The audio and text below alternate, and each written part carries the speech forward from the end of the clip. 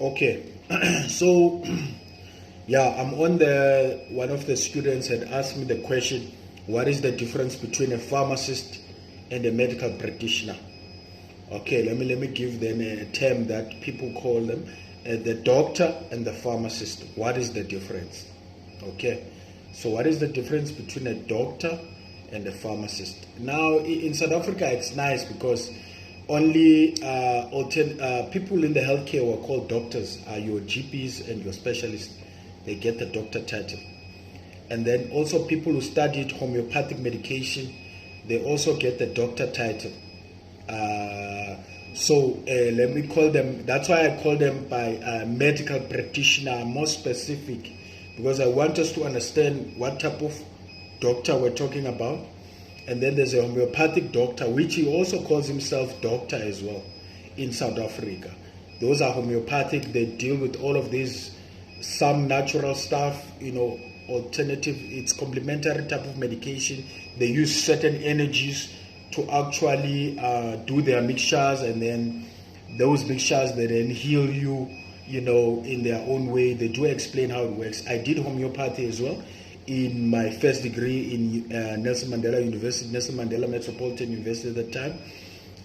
So it's a very interesting billion-dollar field, let me put it that way. It is highly developing in South Africa. It's still mostly the Western world, so to be specific, more white people are much more prone to homeopathic medication as opposed to African and black people. We believe more in herbal and traditional, and that is another type of alternative medicine.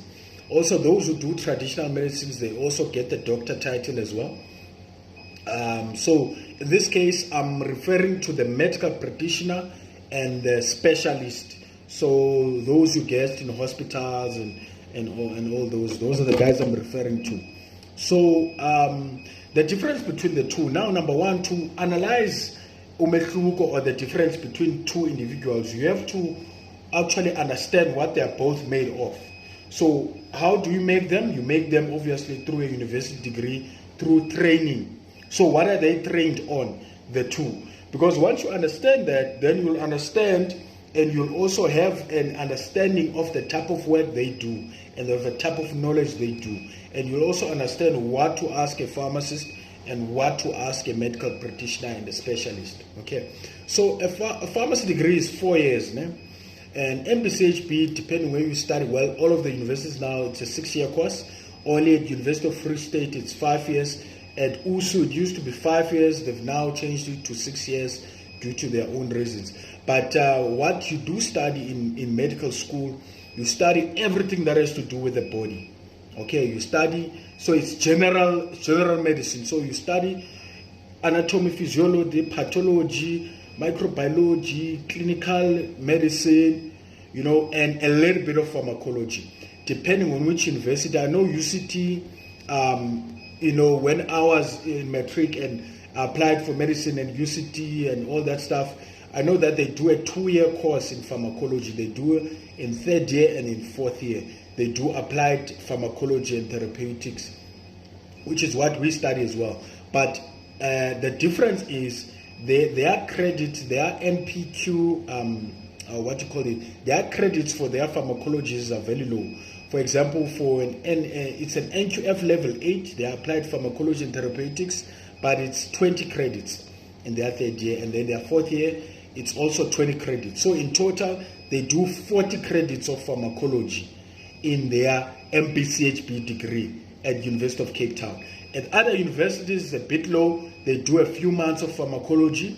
I know in University of Pretoria, they also do 6 months of pharmacology as well, and it's not a lot of credits. But mostly they're more focused on the clinical aspect of the patient. So understanding the human body, how it works, pediatrics, geriatrics, everything that has to do with the body, they do that in depth in medical school. And then they then do the internship of 2 years and community service. They then qualify as a medical practitioner. You can then work independently if you decide to work independently, or you can have the choice of doing a residency where you can go study further and become a specialist in a selected field. In the US, they don't like GPs in the US. Every GP is required to actually specialize and go become a specialist, an ophthalmologist or a gynecologist or a dermatologist or whatever, because then you have a much more specialized knowledge as opposed to the general knowledge that you get from just being a GP. And then a pharmacist in South Africa, it's a 4-year degree. You do not get the doctor title in South Africa. I know in other African countries like in Kenya, a lot of pharmacists are getting the doctor title. I don't think that title is necessary because a title doesn't mean anything. What is important is your influence. What is important is the laser gun, the laser gun of the intellect. That is what is important in the workplace, and that is what produces a difference. In the time of Einstein, there were people who had a lot of qualifications, and Einstein was coming with problem-solving skills. He was coming with things that would change the world and how people viewed. So a title does not mean anything. What is important is the function. That's what one of the pastors, Pastor African speaks about his book about the function more than the position. So that is a very important aspect, because once you understand that, then you basically improve in how you interact with people and how you influence people in the workplace or in whatever you do. Whether you're an entrepreneur, you're going to improve the surroundings in your area, and people will basically respect you because of how you operate and how you function. Okay, so a pharmacy is 4 years. What you study in pharmacy also depends which pharmacy school. I know at my school they focus mostly on pharmacology. You start your pharmacology. The curriculum now has changed. Our curriculum in our time, that is from the 90s up until my time, we did a lot of BSc subjects in your first year, and then you do a little bit of pharmacy practice. You'll do physiology and anatomy, and all of that stuff. So that has to do with the body and stuff. Then from second year, that is when you actually do a lot of pharmaceutical stuff. So you do your pharmacology from second year. You do a pharmacology in third year, and you do a pharmacology in fourth year. And now you're looking at 3 years of pharmacology, And then you also do your applied, clinical pharmacology, where you actually go in hospitals, go in, all these specialized homes, you do ward rounds with the specialists and stuff like that, and you argue on cases. You try to find an issue, or they call it pharmacist intervention, and then you intervene, and then you actually write your recommendations, and you go and present it to the guys, to the medical practitioner, to the pharmacist in that hospital, how they can improve certain management, of patients, chronic management, and stuff like that. And you always found something. So every week you had to have the pharmacist intervention, and that was, in my fourth year. So you do a lot of pharmacology. And then you do what you call pharmaceutics. Pharmaceutics is basically the study of drugs. How do you manufacture them? How do you formulate them? You study that. That is now the pharmaceutical industry. That is where Big Pharma fits. So you study that subject as well in my time from second year up to final year. So you study your good manufacturing practice. It's a lot of stuff. I can't even name all of them, It's in this hair.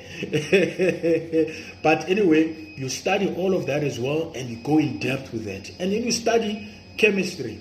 You start off with BSc chemistry, and then you zoom into pharmaceutical chemistry. I would say pharmaceutical chemistry is a cousin of organic chemistry. Those two, they go hand in hand because it deals with the molecular structures of molecular structures of an atom, a molecular structure, of that particular drug.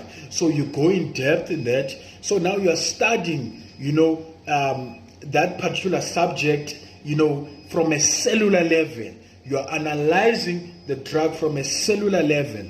So you become zoomed in, and that now forms a basis, or it forms like a strong foundation, as a pharmacist. And now your pharmacology will make sense, your pharmaceutics will make sense by understanding that chemistry. And then there's other subjects such as pharmaceutical practice, which deals with the laws and the regulations of pharmacy and how to operate, working in your scope, subjects as scope of practice, what is your scope of practice and stuff like that. Because a lot of pharmacists, because they study all of this knowledge, they then become, because you know so much, you want to now tap into someone else's scope of practice. Similarly with the GP, because he knows a little bit of pharmacology, he will want to tap into the pharmacist scope of practice. There's that war, in the healthcare in the country, where people are stepping into each other's scope of practice, not understanding the boundaries. And the boundaries are there to actually guide us